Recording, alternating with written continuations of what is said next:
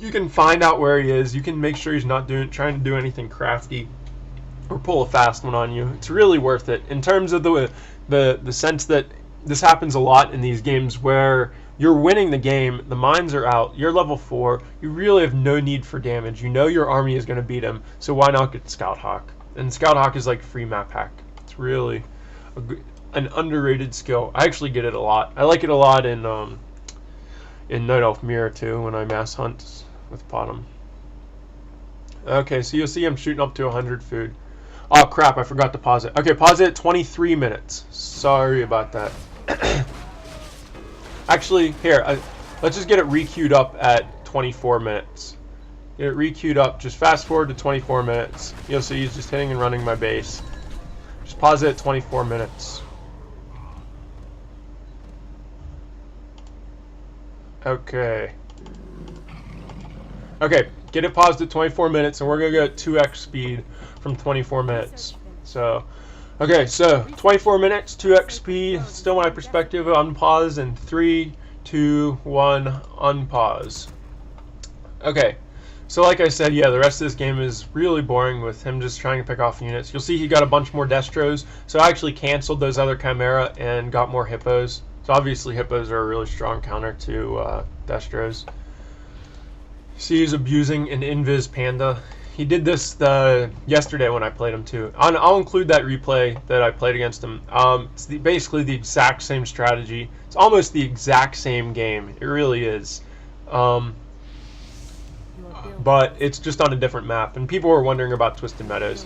So I figured I'd wait for an Undead against Twisted Meadows. And it just happened to be the same person on this map. So yeah, for any of you that want to watch the other replay, feel free to. If you'll notice, I just dropped that Panda in about a half of a second. So, as I said, at this point in the game, you want to look at those heroes and see who doesn't have the invul pots. Every undead, when they're playing against the strat, they're going to go try hero, because that's definitely by and far the best way to beat it, is going try hero.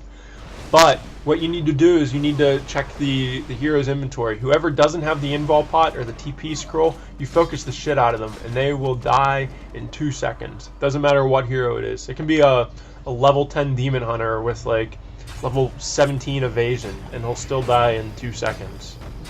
Because those archers are so strong. So look at the damage that they're doing. 21 to 27 plus 7 damage. That's absurd for every single archer. It's ridiculous. It's absolutely ridiculous. Okay. Yeah, so he's just trying to base race me. It's really kind of stupid, but what are you going to do? If he thinks he can still win this game, I guess it's okay for him to stay in it. I just don't really see any point of him staying in this game at this point.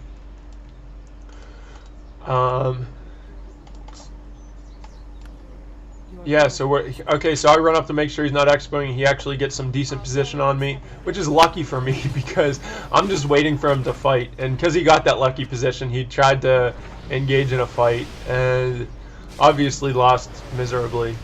Lost those 2 A-bombs. I think I lost a couple archers. But those archers and dots are completely expendable with the strategy. They give so little experience, they're so little gold, and you have so much gold. The units are, it doesn't really matter if you lose the units or not. And you'll see he really can't fight me, and I'm not sure what his plan is at this point in terms of, yeah, maybe, I was thinking maybe he's going to try and focus heroes and just abuse his heroes, but, my heroes have a TP scroll, rune bracers, healing scrolls. He really has no chance of killing my heroes. Alright, yeah, so this game will be over in about 2 seconds. You'll see that level 5 or level 60k, whatever it was, just dropped in a half of a second. And that's a strength hero too, so you can imagine when that lich is focused, how fast it dies. Okay, so yeah, so that's that strategy. I hope you guys enjoyed my little commentary on it.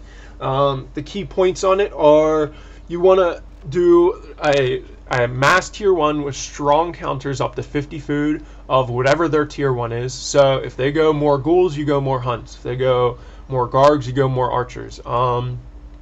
that's that. If they go gargs, one of the big things that you can do is put up an ancient protector at your main and your expo, and use those archers, because people that go gargoyles are not going to creep. What they're going to do is they're going to try and kill your wisps, and you really don't have to creep either. So you just want to defend the expo and defend your main and get those wisps in a safe position. Like, leave them out in an island of trees, you know, and just use your archers, because no one that goes gargoyles is going to creep. And if they are creeping, they're going to be creeping the islands, and they're going to try and put up those island expos.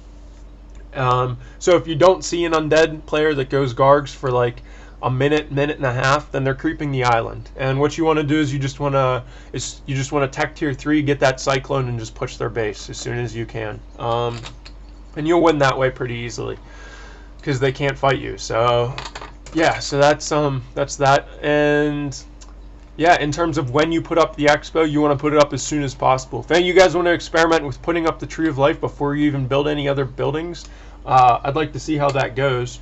So I might actually try it a couple times, see if it works. But yeah, let me know if that works for you or not. But as I said, as I'm doing it now, I do the normal mass hunt build with 2 OWs, Hunter Saw, and then I put up the Tree of Life as soon as the first hunt comes out. And the reason I do that is it makes it hard for him to cancel.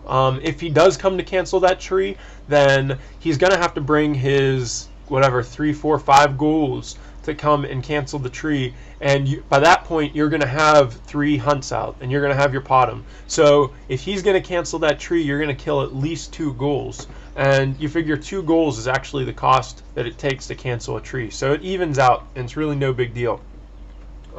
So that's why you build the tree when you do.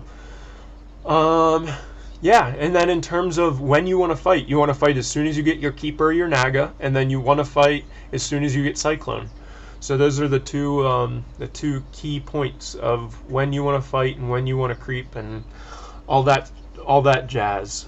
Yeah, and obviously abuse heal scrolls. Make sure you use the heal scrolls at good times, and Cyclone the DK and focus the Lich. And that's that.